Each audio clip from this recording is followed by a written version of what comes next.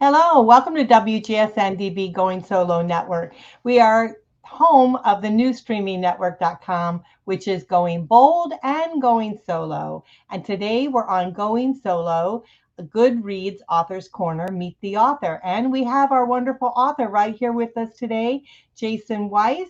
Hey, Jason. Hey, Cece, how are you? Oh, it is great being here with you. I am Cece Shatz. I'm fondly called the Doyenne of relationship building. And I love the author's corner because I like getting down into why the authors have written the book that they write. And so your book here today we're going to talk about, I love it. It's Shit They Never Taught You in Law School. So, I mean, we have this conversation a lot in our household about what education and what we do with the education. It's like I often think they need to take a year and teach them life. This is going to be life, what you're going to do in life, and then the other stuff. But tell us a little bit about your passion, why you decided you wanted to write a book like this, and who are you targeting for this type of book? So I think my passion in life is my family first and foremost. Mhm. Secondary is helping people. I truly I like to help people. I like when people ask me questions. Hence why I have a company called Ask Jason Weiss, and people can ask me questions because I like to answer it, and not like the typical attorney. I don't want to say, "Ooh, I answered your question, point three, Bill." I just I like it. It's good, and friends, family, and clients call me the non-dirt bag. You can change dirt bag around a little bit, attorney, because I do like to help. Uh, the motivation behind the book is basically twofold. Number one, it was laziness. And number two, it was getting the message out there. When I say laziness, during COVID, I thought I was going to be like everybody else on the planet and go ahead and offer up a course, a presentation, a this, and a sell a package. And as me sitting through all these courses that are self-guided, or I sit there and there's all these PDFs, I'm like, I don't want this, right? I just want to speak to the person. I want to get to the root of things. I want to do it. So I stopped with the course because I didn't want to make the PowerPoints and do the presentations and go through the slides and all of that. And I took all the information that I was gathering and I started writing a book. Mhm. And it just morphed into my book, which is, Shit They Never Taught You in Law School, the survival guide to navigating the law. And I found myself writing at times where my brain needed to be tricked into thinking it was still working. So, what does that mean? It means that if I was sitting on a plane, I started writing. If I was sitting in a lobby of a hotel because I was doing a lot of lacrosse traveling, I was writing. If I was sitting in an airport, I was writing. And it allowed me to pass the time. It allowed me to be distracted and allow my brain not to turn off and not do legal work. And this is, like you and I have talked about in the past, just something that the stuff they don't teach you in law school, right? You could learn all about the UCC and contract law and breaches and demand letters, but until you put it into play, you don't know what you're doing. And one of the things that I can say I took advantage of at the University of Miami, where I went to school, was the Lit Skills program, where I got to actually work at the state attorney's, excuse me, the public defender's office for a little while, and see what it was like to go into court, to interact with judges, to write demand letters. Then I interned for various different attorneys, and I got to see what it was really like. And I knew right away I didn't want to do criminal law. I didn't want to do family law. So that just all of a sudden narrowed, like, I want to do law. Now I've narrowed it down even more. And it was a great learning experience. And that was the goal of the book, to just say, hey, look, you went to law school, you're in debt, you're not thrilled with what you're doing. Don't worry, you're not alone. Yeah, yeah, absolutely. So, what type of law do you practice? So I consider myself a a fractional general counsel. I know that I had trouble spitting that out. So basically, I work with anywhere from 5 to 15 clients at any point in time, and I will handle whatever they need. A speeding ticket for a spouse, all the way up to a massive class action lawsuit. I handle it all, And if I can't handle it because I'm not well versed enough or I'm not admitted in a jurisdiction, I Mhm. bring in another attorney and I work with that attorney. And so basically, clients can just pick up the phone and call me and not have to worry. Jason's billing me. Jason's billing me. No, I'm not. Yeah, it's a set fee. It's a flat fee most of the time, or a reduced hourly fee, and you can ask your questions away. So when you pick up the phone call, instead of "I already signed this, can you help me?" it's "Hey, before I sign this, can you help me?" Because it's going to cost you the same no matter what. Right, right. Yeah, that's very interesting because that's, I think it's a little bit different than a lot of attorneys out there. What you do, a set fee, which is kind of unheard of. But I mean, going back to your book, because I actually read your book and I enjoyed it. I enjoyed your book because, being a business person, there was a lot of aspects of your book that I could relate to, that I could honestly understand. And I think that you don't learn that when you are in school. You don't learn some of these skills. They're kind of like the hard knocks, right? You Yep. have to kind of learn along the way. And I think, being an attorney, I mean, those out there, if they don't realize, and maybe just share with us to be an attorney, what does it take? So you go to law school. How many years do you go to law school? Then you guys have to do internship, right? No, Until like you don't. you That's don't part of the anymore.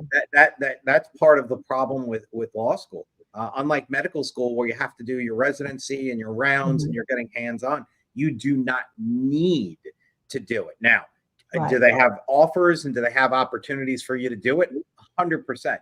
Should you take it?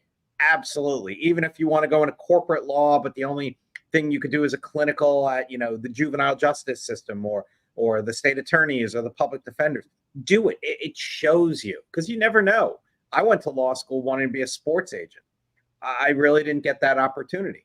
Mm, I worked for the Department of Justice for the immigration court while in law school. right. So I got to see all this stuff. But yeah, it's high school, 4 years of college, 3 years of law school, and then you're on your own. And literally, like on your own, like here you go. And now with COVID, most of the time it's here you go, and you're remote. How do you ask questions? How do you get answers? So it's not it's not easy. It's really Yeah. not. And the book was, yes, my target audience would be people that want to go to law school or people that went through law school or people that graduated and they're practicing and oh my god, did I make a mistake? What am I doing? But like you said, it's not just for lawyers. It's for anybody in the business world, anybody in the marketing world, anybody in the tech world. There are pointers and there are things that could be picked up and used. And I'm actually starting, I've already started volume 2, which will probably be called More Shit They Never Taught You in Law School. And it'll be something like, the book not just for lawyers, because I want other people to actually read it. Yeah. The funny thing was I was going to call it The Shit, and I decided not to because I can't get that in one book. It would be like an encyclopedia, Mhm. Britannica, 100 volumes of all the stuff they didn't teach you. Yeah. Well, I know we probably always want to stick that "the" in there, and we're really bad. But you also you did the narration of this yourself, which is I thought was very good. You did a good job on that. To which made me kind of wonder, did you write the book, in audio and then in writing, or did no, you wrote it in No. in writing form and then made it an So audio book. Okay. there are companies out there, and no discredit to them, that'll sit there, they'll write the book for you, they'll ghostwrite it for you. I did it all myself. I did use a company. It was called the $1 Million Author, and they did a great job. And Steve did a phenomenal job, and his team did great. But I wrote the book. They Mhm. helped edit, they helped design the cover, they helped with the artwork, they helped get it out. So that was great. So I'm not officially self-published. I used a company to help me, and then Mhm. we got it on Amazon, and I was fortunate enough to become a bestseller, and no looking back. I loved it. It was so relaxing, and I felt so accomplished when I was done.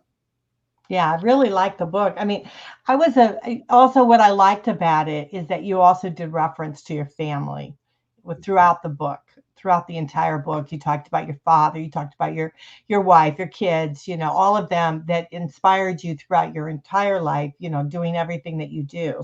And I love the a lot of the practical information that was there. And that's why I said I read it and I thought, well, I listened to it because I did the audio on everything I always do. But I thought, man, this is a really good book, and which I can see why you're a coach, because not only are you an attorney, but you're also a coach. You coach other attorneys and whatnot. And so, yeah, so I can definitely see that flavor in your book. And so, yeah, kudos to you, because I think you did a super good job with it. I really enjoyed it. So let's talk a little bit about the book itself. So I do have some of the chapters up.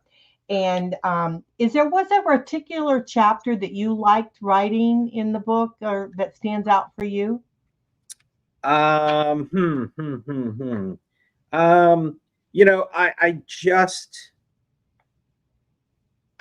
maybe chapter 11, you be you, what works for others may not work for you. And that one hit me close to home for a couple of reasons. Mhm. You be you is something that my daughter started, I think, pre-COVID. It was just her thing. She was always like, you be you, be comfortable in your own skin, do what makes you happy, do what you think is right. And that's what I hone in on.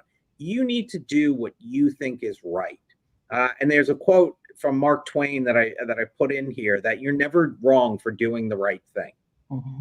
And what you think is right for you as a human being and what I think is right for me as a human being may not be the same. But at the end of the day, if I think I did right, and another chapter, which is, what would your mother, your rabbi, or your priest say?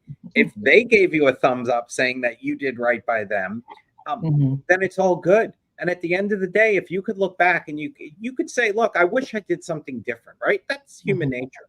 But you know what? I gave it my shot. I did it the right way, and I feel good about it, and I can sleep in my own skin. That's huge to me.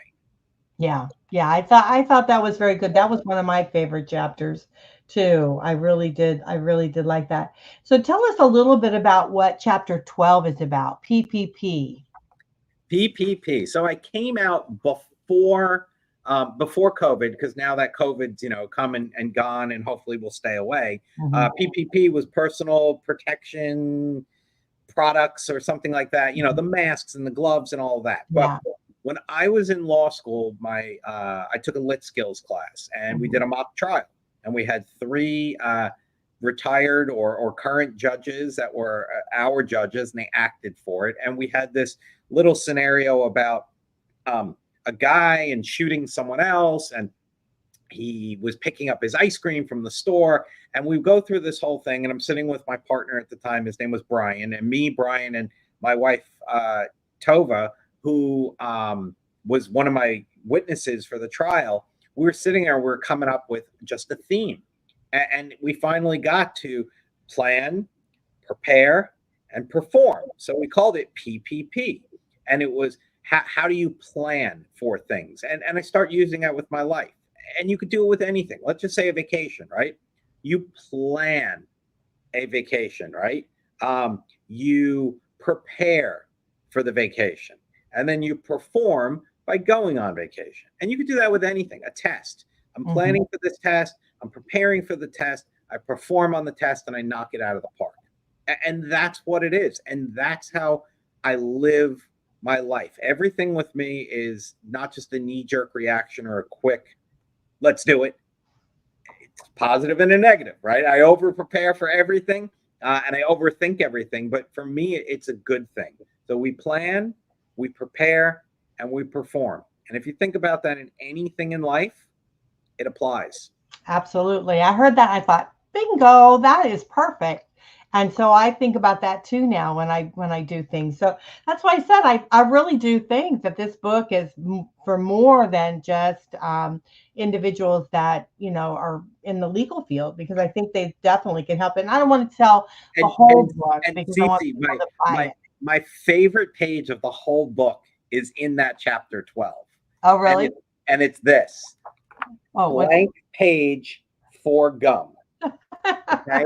So I get on planes, and if you read the book, you'll see I get on planes a lot. I did a lot of traveling for lacrosse and sports and work and for a family situation that I explain in the book. And my wife would always send me with, a container of gum. And I'd pop the gum in, put my earbuds in, go up, no problem with my ears. But once we're in the air, I want to get rid of that gum. I had nowhere to put it. I wouldn't stick it in a magazine. I wouldn't put it in the seat back pocket. I wouldn't do whatever. So I'm always ripping out a page. So that's what this book has. It has a blank page for gum. So you're sitting there and you're chewing. It's like, oh, I want to get rid of it. All right, turn to page 81 and you can rip a piece out, put your gum in it and throw it in the garbage. That shows your sense of humor. That shows me. And unfortunately, on the audio version, I think I probably said blank page for gum, but it may not have made sense. And that's what it is. There's a blank page for gum. Oh, funny. No, I don't think I got that either. Yeah. But I don't want to tell the whole audience about all of the book because we want them to buy the book. Yes. It really is important to buy the book.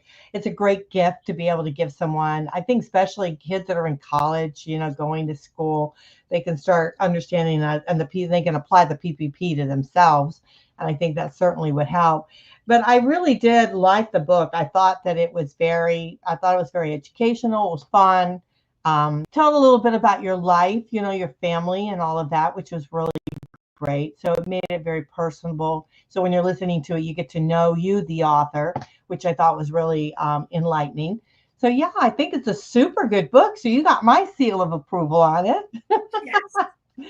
And again, I write like I speak, which sometimes for court pleadings and court documents, that's not the best thing in the world. And it truly depends on knowing who you're writing to. If I'm writing to an opposing counsel, I can do that. If I'm writing to a federal judge in Texas where they're a little bit more conservative than some other places, I probably would not throw some humor in there. I would probably just stick to the facts and just go with it. When I prepare mediation statements, depending on the mediator, if it's a retired judge or a magistrate judge, straight facts. When it's to somebody who I know, and I think I mentioned it in the book, I'll throw stories in there, like, hey, this is right out of a Netflix series. This is right out of this, and grab their attention. And I think that's usually a good thing. Sales, marketing, law, whatever it is. If you got to grab someone's attention and keep it. Yeah, I agree with that. And I think you say stay in your lane too. You talk about staying in your lane. Yep. And one of the we things don't do that sometimes as individuals, especially in business. We kind of deviate sometimes and we need to stay in our lane. Right. Yeah. Or look, and I do that with my fractional general counsel work. Like I use the example of a ticket, right?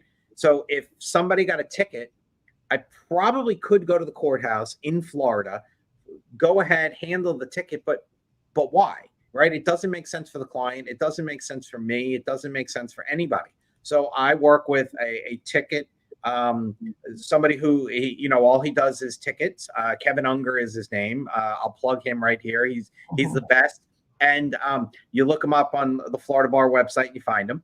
And, I know that it's in good hands. So when the client calls and says, hey, is my ticket handled? Yes, we've gotten Kevin Unger. He's going to go to court. He's going to handle it. You pay your fee to him. This is it. He'll be there. He'll give you status. He'll give you update.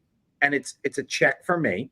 The client can always ask me questions and we go there. So I stayed within my lane instead of, oh yeah, sure, I'll handle it. I'll go to court. And then some sort of mishap. Mm-hmm.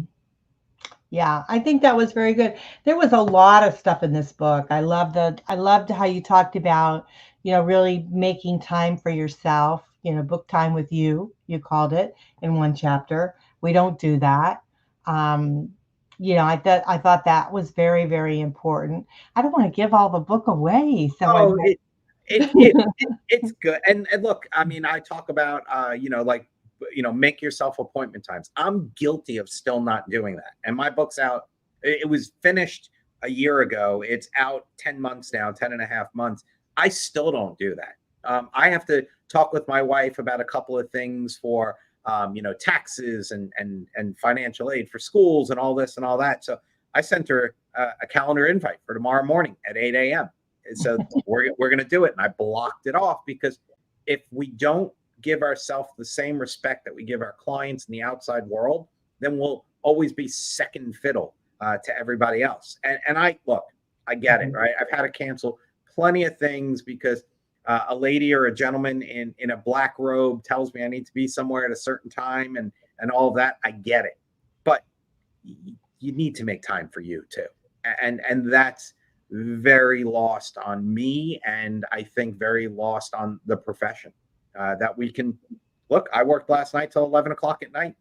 I just had work to do, but that will allow me to go to my daughter's football game on Friday where she's going to be cheering. Trade-offs, right? So so that time from 4 o'clock on Friday is booked. Yeah. And, I think, Jason, we all in business, we all tend to do that, right? We tend to put our heart and soul in because we love what we do. And so that's no different than individuals in the legal field. And so what's that old saying? You study, work hard, we play hard, or something like that. Work hard, play hard, or work hard, play harder. That's what it is. Celebrate the highs. Move on from the lows. That's something I talk about. And it's funny because when I first started practicing law, I remember I had a phenomenal mentor. His name was David Mancuda. And I had a lot of phenomenal mentors. So if you're a mentor of mine and you're listening and I didn't mention you by name, there are plenty of you out there. But David Mancuda, I used to very infrequently go in on a Saturday. And every Saturday, David was there. And David's name was on the door. And I get it now, right? It's your business. It's your livelihood. It's your name. It's your reputation. You're going to give it your all. Right. And it didn't dawn on me that, why is David there on a Saturday? Well, if there's a Saturday, I'm working. If there's a Sunday, I'm probably working. I'm responding to emails. So that's one thing you need to keep in mind. You can practice law and be an attorney and be successful and limit your time, right? 100%. But you need to make sure that you define what successful is, because there's a good chance you're probably not going to make millions of dollars working 8 to 2, 4 days a week, right? You're probably going to have to work on the weekends. You're probably going to have to do this. Now, look, you build a company, you sell it, you get bought out. Sure. But if you want to go into something and you find success, meaning that your day ends at 5, you could be at the gym at 5:30. You can have a nice dinner with your spouse, your boyfriend, your girlfriend, your kids, whatever. And then you can go on a run. You could sleep in a little bit, and money isn't as important to you. Well, guess what? That's success. And again, you be you, right? Don't let someone else's success define what success is for you. Yeah, great advice. Great advice. And so maybe they'll make this book something that they have to give all law students, because I think it would be a great gift to give them for sure. Well, we're going to take a quick break, Jason. So when we come back, I want everyone to be able to know a little bit more about you, maybe about your show that you do. We could talk a little bit about that too. But before we do that, I want to make sure you guys have the name of the book. It's Shit They Never Taught You in Law School. And the author is Jason Weiss Esq. You can find it right on Amazon. I bought it. You can do the Audible, and it's great. I mean, I really did enjoy listening to it. So I thought it was great. If you want to send Jason an email, just send it to jason@jswlawyer.com, or askjasonweiss.com is one of his websites, or jswlawyer.com. So you can definitely get a hold of him if you want to do that. But yeah, we love this book. So we want you to run out, get it, and share it with everyone that you think that would help. And I think anybody that's in business definitely could use this book. So I think it's a wonderful book. So we will be right back. You guys are listening to Going Solo Goodreads Author's Corner, Meet the Author, with our wonderful author here today, Jason Weiss. And we want to thank Jason for being on the show. So we'll be right back.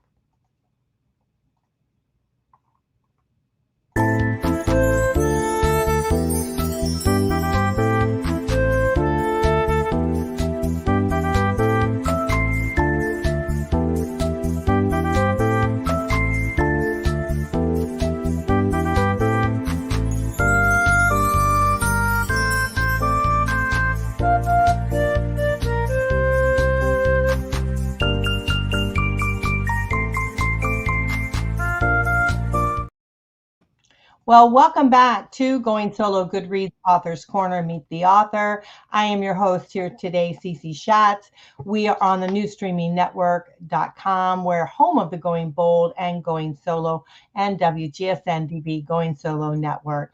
We are talking with Jason Weiss regarding his wonderful book out. It's called Shit They Never Taught You in Law School. And let me tell you, you guys, you can use this in any kind of business, any kind of form of life, because he really talks about things that you can, really start to understand, like, what is success to you. We talked about that in the beginning of the show. And I think that's really something that I think if we're going to go into any kind of business, we need to really understand what is success to us. It's not always just the dollar that you make.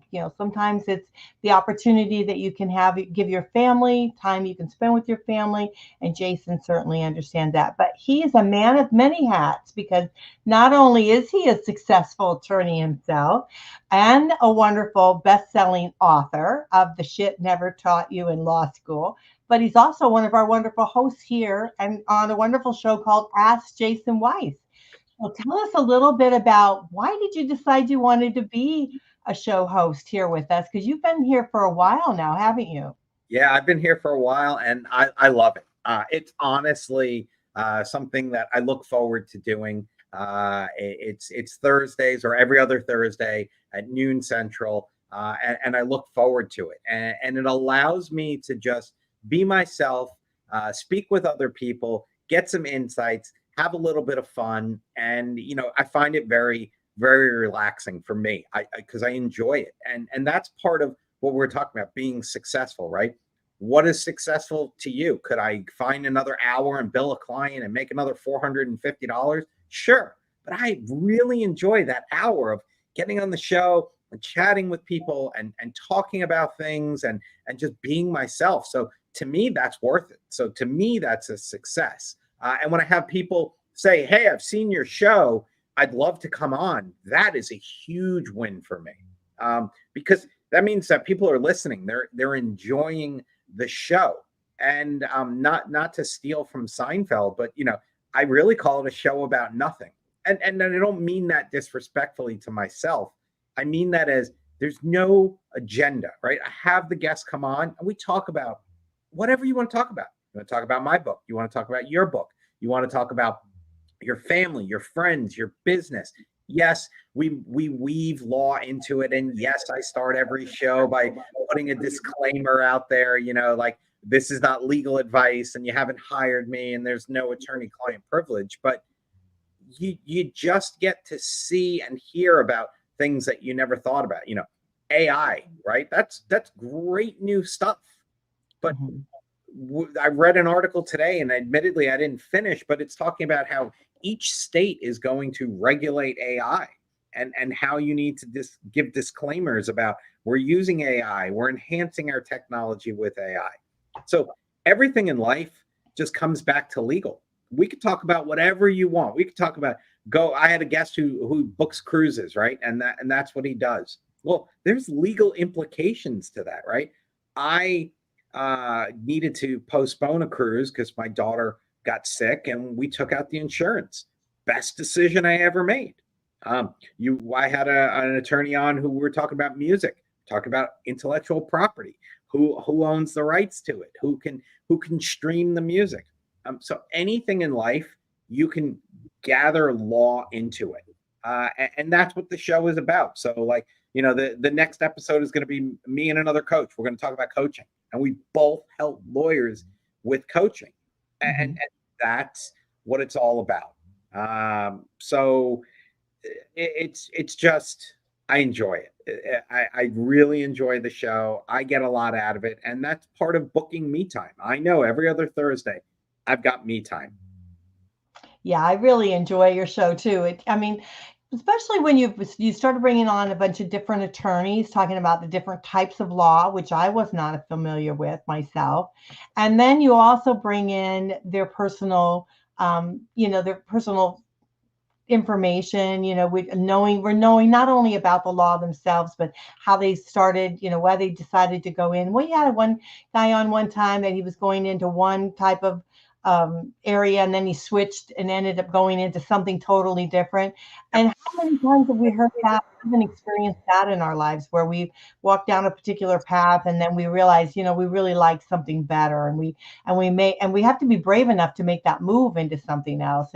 And so I really like that, and understanding them personally. You bring on the flavor of who they are, what they do, their families, things like that. And then one of my very favorite things that you do is you talk about what's your favorite movie. I gotta mix it up to just show and show. Look, if what's your favorite movie? What's your favorite book? What are you watching on Netflix? It's to show that there's things out there. And look, one of the big things that I just want to get across to anybody and everybody, if you read my book, if you don't read my book, you watch the show, you don't watch the show, it's never too late, right? It's never too late. That's all I'm going to say. You could be practicing law like me, 24 years in, and you could say, you know what? I don't like this area of the law anymore. Okay. Transition, do something different, teach, speak, be a guest, whatever it is. You could be 25 years in as a business owner, and you could say, I don't want to do this anymore.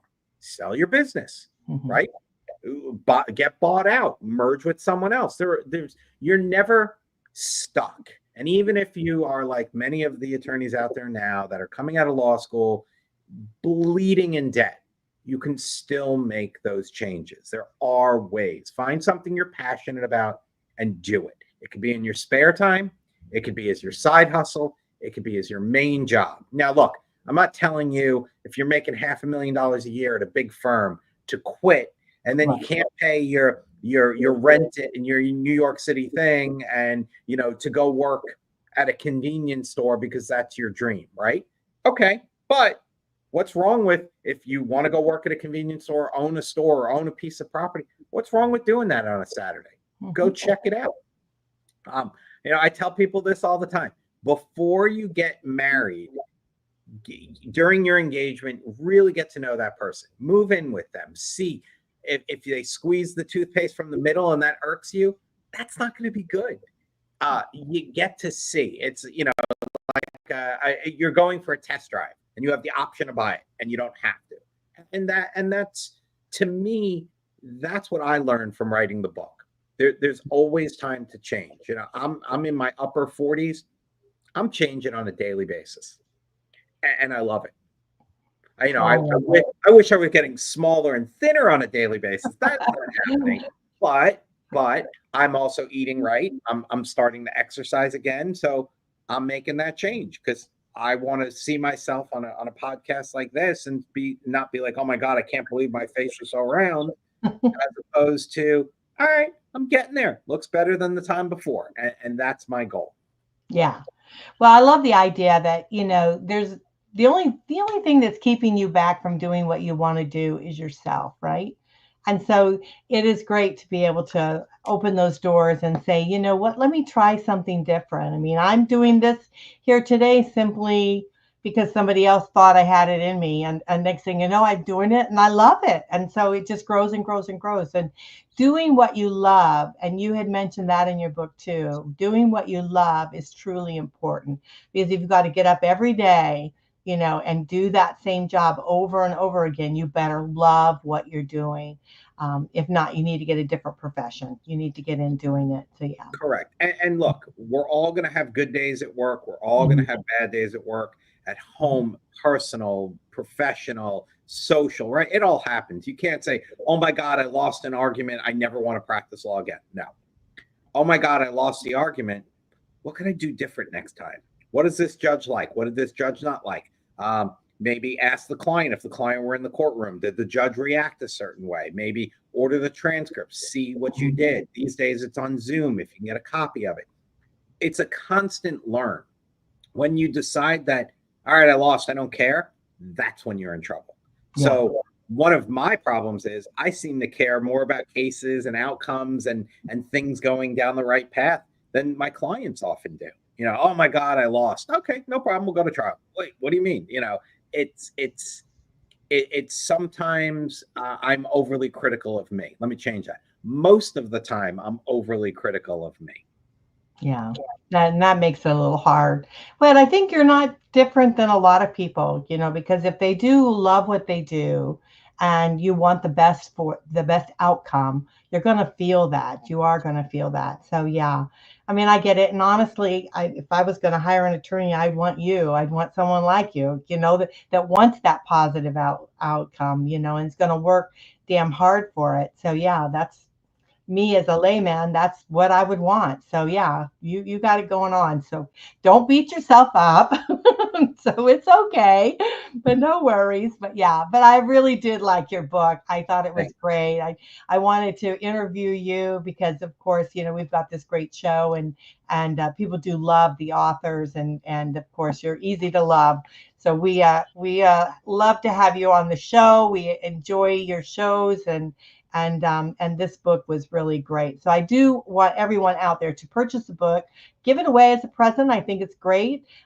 Shit you never taught you in law school. Shit they never taught you in law school. If I can get it right. Shit Thank they never taught you in law school, by author Jason Weiss. You can get it right on Amazon. Go on Amazon. Very easy to find. And it's an easy listen to, an easy read. And yeah, I think it was great. So, are there any you. last words you'd like to share with our audience? If you are a student and email me from your school account saying you saw this show and you want to take me up on my offer, if you put a mailing address, I will send you a copy of my book, but you must be a student. If you want to purchase it, otherwise go on Amazon and get it. But if you're a student and you have a student email address, for the first 10 students that email me, I will send a free copy of the book, autographed as well. Oh, that's sweet. Now, do they have to be a law student or just any student? Okay. And any student, it's got to come from a .edu email address. So, Okay. and I'll make exceptions if you're a high school student. That's okay too. But I'm really looking for either college or law school or graduate school, or professors. Just drop a note saying you're a professor, and I'll send it to you as well. And I won't count it as the 10 that I'm giving away to students. Oh, that's very sweet. Thank you. Now, just real quick, because we got a couple more minutes, I'd like for you to share both your daughter and your son's business because they're just outstanding businesses. So Sure. share. So my son owns a company. It is called Long Pole Life. We're actually redoing the website right now because there was something having to do with Google changed something and it was coming up as a suspicious thing. So we're working on it. But it's Long Pole Life, and he also has a 501c3 charity called Long Pole, the number 4 Life. And we're raising awareness for head injuries and chest injuries and heart injuries for lacrosse players specifically. Mm-hmm. So you can check that out at longpole4life.com and longpolelife.com. Hopefully by the time this airs, we will have it fixed, but we're working on it. If it says it's suspicious, we know about it. We're working on it. My daughter, she is the most creative person I've ever met. And when she heard that my son was doing a site, she wanted her own. And she's like, I want my own site. MLW. Those are my initials.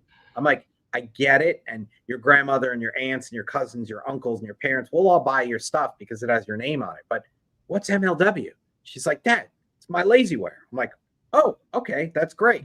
So she has one. It's called mylazywear.com. And she helped with the graphic designer. She helped with everything getting out there. She was actually selling art on there and doing things and things she made. And it's just cozy things that you could just lounge around and be lazy. It's socks and sweatshirts and hoodies. So she's doing that as well. And so those are my kids, 2 side hustles is what I want to call them. And we're just passionate about, each of our sports, each other, and just helping out. So, check out mylazywear.com or longpole4life.com. Make a donation, buy something you like, contact us. And of course, don't forget my book. Yeah, absolutely. Yeah, so don't forget that. So shit they never taught you in law school. And so definitely run out to Amazon and get the book. But Yeah, you're an awesome. Your family's awesome. It's just a pleasure to have you not only on this platform, but also to know you. So thank you so much. I do The appreciate it. feeling is mutual, Cece. Yeah. So You we are love it. amazing, and I Oh, think the reason why I love doing the show so much is I get to see you most of the time before the show. So it's great. And just thank you for the opportunities that you've given me over the years. wow, it's great to have you. So now, what make sure everyone knows the name of the book is Shit They Never Taught You in Law School. You can get it on Amazon. If you have any questions about the show here today, if you want to email Jason to be able to get the free book if you're a student, definitely do that. Just to go to Jason at jswlawyer.com. I guess I can't talk today. So it's Yeah, Jason at jswlawyer.com. We're right. just You can also email me at jason at askjasonweiss.com. good. And I'll get both of them. And again, first 10 students to ask, I'll send out copies as long as I get a mailing address for you to send a physical book. Yes, that'd be good. And again, if you're a high school student, don't hesitate because he's always there to inspire. So Yep. that is wonderful. So And I and do college appreciate and college and law school professors say you saw the show and you want a copy. I've sent them to a couple, and they've told me, they've ordered more for their classes. So that. thank you. Oh, that would be great. Yeah, I never thought about that, professors and stuff to be able to have your book. That would be a great thing to do. So again, make sure you get the name of the title right. It's Shit They Never Taught You in Law School. And Jason Weiss Esquire is the author. And we want to thank you so much for being on Going Solo, a Goodreads Author's Corner. Meet the author. I appreciate you. Thank you. I appreciate you, Cece. Okay, you guys are listening to WGSN-DB Going Solo Network. This is the new streaming network.com, home of Going Bold and Going Solo. We want to thank you so much for joining us here today. I am Cece Shatz, and I'll see you next time. Bye for now, everyone.